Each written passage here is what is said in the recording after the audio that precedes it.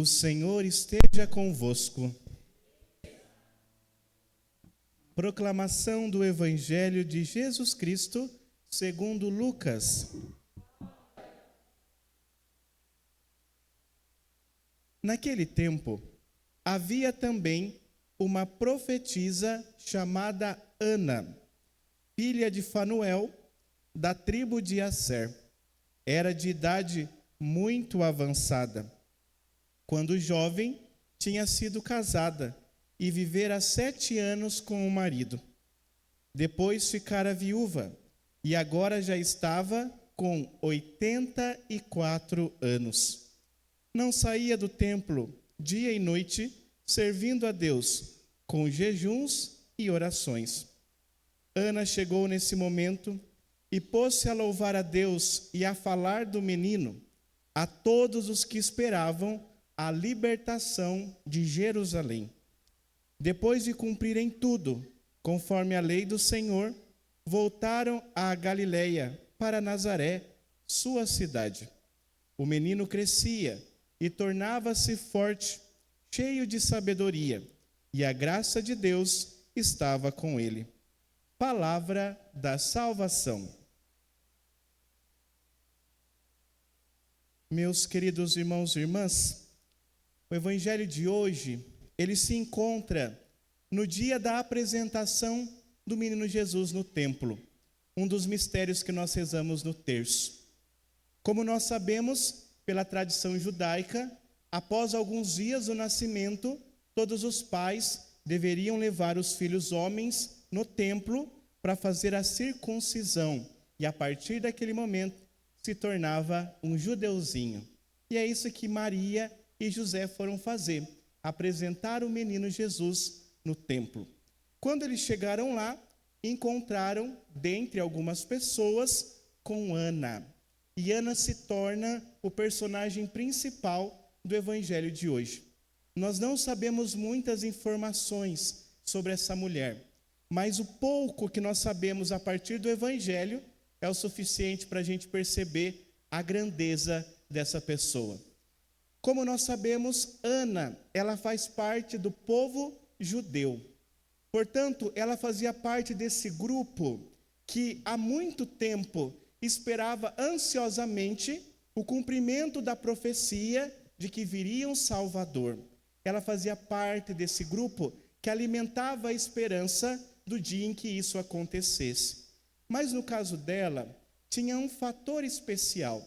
Nos diz o Evangelho que ela era uma senhora com uma certa idade, já tinha 84 anos, mas quando ela era jovenzinha, ela viveu apenas 7 anos com o marido e se tornou viúva.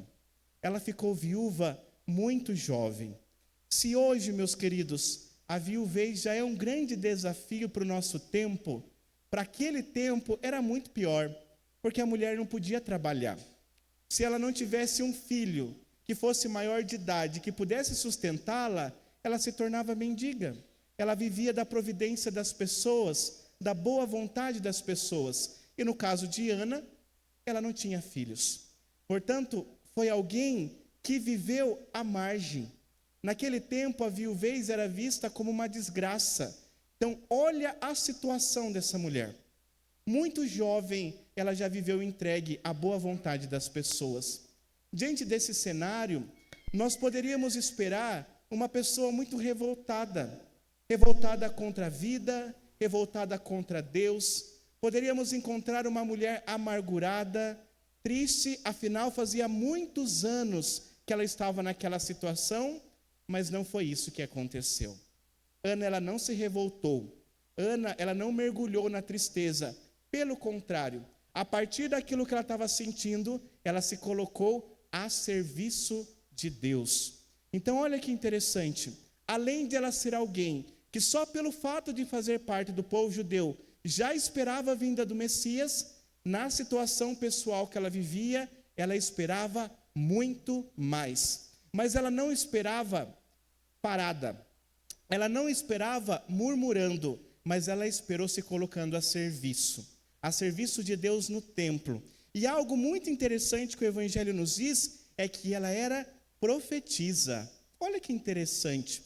Nós falamos tanto no Antigo Testamento e no Novo Testamento, quando a gente fala de João Batista, dos profetas, dos homens profetas, que alimentaram a esperança no povo de Deus para a chegada desse dia do Messias. E o Evangelho de hoje nos fala de uma mulher. Ela era profetisa. Qual que é a função do profeta? O profeta, ele olha para a realidade e, iluminado pela ação do Espírito, dá uma resposta de Deus para a realidade. Essa é a função dos profetas. Quando a gente olha para Ana, e o Evangelho nos diz que ela era profetisa, era isso que ela fazia. E olha que lindo isso, gente. Além de Ana alimentar no próprio coração a esperança do dia em que chegasse o Messias, ela também fazia com que a vida dela fosse dedicada para alimentar a mesma esperança no coração dessas pessoas. Aqueles que passavam por Ana também eram alimentados da espera desse dia de libertação. E eu pergunto a vocês, aconteceu rápido? Não. Ana tinha 84 anos. Com 84 anos, essa profecia se cumpriu na vida dela. E o que o Evangelho nos relata hoje é a alegria desse encontro. Meus queridos, hoje nós não estamos vulneráveis de viver a mesma experiência. Todos nós enfrentamos grandes momentos de dificuldade na nossa vida. E por vezes a maioria de nós se revolta, se entristece, às vezes se revolta até mesmo contra Deus. Todos nós temos que viver grandes momentos de espera. E quando a gente olha para Ana, a gente tem que se perguntar, como que a gente vive esses momentos? Como que a gente lida com os momentos de dificuldade? Como que a gente lida com os tempos de espera? Hoje, a gente vive um tempo onde tudo é muito rápido, onde as informações acontecem de forma muito acelerada, e a gente perdeu a capacidade de esperar. Portanto, para nós, muitas vezes, a espera é motivo de tristeza e motivo de angústia. A gente não sabe esperar. E hoje, olhando para Ana, a gente possa pedir a Deus a graça de ter um coração como o dela. Sabe qual que era a diferença de Ana? É que ela não estava esperando em qualquer coisa. Ela não estava esperando Deus cumprir os caprichos ou as vontades dela. Não, ela estava esperando na promessa de Deus. E ela sabia em quem ela estava depositando a esperança. E hoje, diante dos desafios da vida, a gente não fica esperando que Deus realize os nossos caprichos, mas assim como Ana, a gente possa olhar na Sagrada Escritura e reconhecer qual é a promessa de Deus para os seus filhos. Qual é a promessa de Deus para a nossa vida? E que nesse tempo de espera, não seja tempo de murmuração, não seja tempo de tristeza, mas que além da gente alimentar a esperança em nós, que a nossa vida possa alimentar a esperança nos outros também. Que Ana seja um exemplo para nós, para que na nossa vida a gente possa transbordar esperança e que a gente também tenha a clareza em quem a gente deposita a nossa espera. Louvado seja nosso Senhor Jesus Cristo.